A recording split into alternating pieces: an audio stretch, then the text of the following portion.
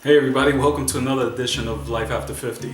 I know it's been a while since I put out my last video. I've been on treatment for the last few months for something that I'm dealing with health-wise. I'm totally okay, right now, and I'm feeling a whole lot better, and hopefully this will do the trick without getting into details, but I'm fine. It's great to be back. I wanted to put out a companion piece to my last video about traveling on a budget. A lot of people ask me, wow, were you bored? Or, how is it traveling alone by yourself? Well, I've had my share of traveling alone. I've traveled to the Caribbean alone. I've traveled to Mexico alone. My last trip, Southeast Asia, it was alone. I've even driven across country twice alone. Go out, have fun, get out of your comfort zone.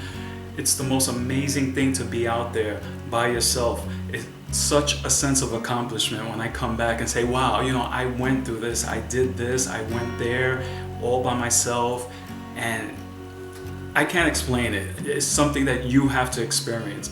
You might be single, you might not have people in your life that share the same interest and passion that you do. I try not to be arrogant. As a New Yorker, I think that, hey, I was born and raised here, so, no one could pull the wool over my eyes. No matter where you go, you just have to be careful and just be aware of your surroundings.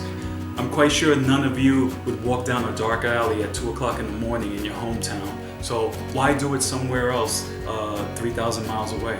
Use your common sense. If you drink or if you're drinking something, don't leave your drink unattended. Anyone could slip anything in there, and you could wake up in a real bad situation. You don't want that. Don't be a tourist. And what I mean by a tourist is, don't walk around with cameras all over the place. Put your stuff away. Now, I'm not saying don't take pictures or anything, but use precaution. Be aware of your surroundings, be aware of who's around you. Snatch and grabs are the biggest thing in other countries. Don't flash too much cash. Whatever you do, don't pull out big wads of cash in public. Take what you need and hide the rest. Maybe take a little extra and put a few dollars in your front pocket and hide the rest.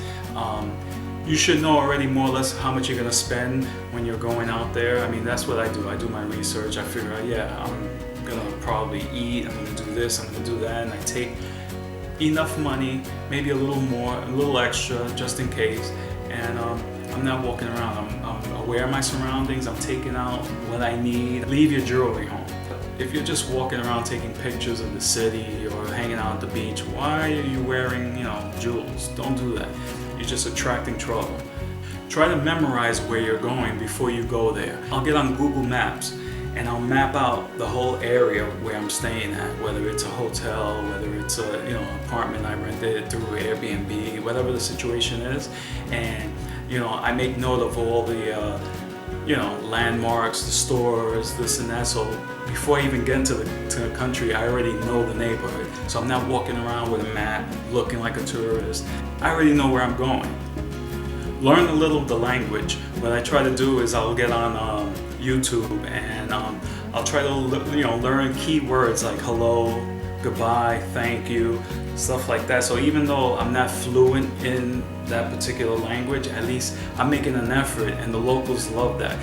I find that they're a little more receptive because I make an effort to try to speak in their language. Snatch and grabs are big, so if you're dining somewhere, don't put your purse and your camera on the table there, because it'll be gone before you even know it. But strap your stuff on.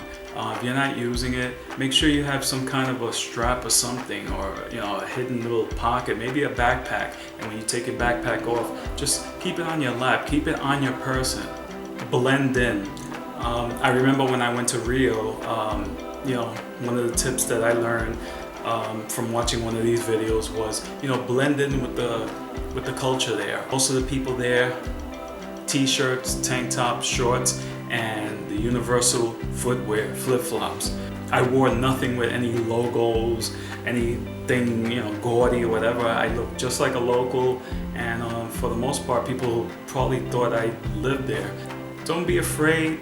Do your research and don't listen to everybody, because most people get their information from misinformed people. Talk to people who have been to a particular country or region that you want to visit, get online and you know, check out videos such as this, and you'll learn a lot. I know a lot of people say that, you know, women are more of a target, it's more scarier for a woman to travel alone. But you know what, I've been following a lot of vloggers online, and there's a lot of women that travel alone, and you know what, they're careful, they don't take chances, and for the most part, I read beautiful experiences. Don't let anyone know that you're traveling alone. I made the mistake in Thailand, letting two women who were massaging me know that I was traveling alone. And then I spent the rest of my trip there in that little town avoiding that particular establishment because after that I was propositioned for a little extra special massage. I wasn't there for that. It could have been a setup also for a robbery or something, who knows. So be careful who you let know that you're traveling alone. Let people know, oh yeah, I'm traveling in a group, but I just wanted to do my thing today. Yeah, my girlfriends wanted to check out the zoo and I just wanted to go to the beach, so we're separated today. So yeah, I hope this vlog was helpful. If I did forget something, I'll leave it in the comments below. Hey, don't forget to subscribe. And if you like this video, hit the thumb. And I'll be back soon, alright? Peace.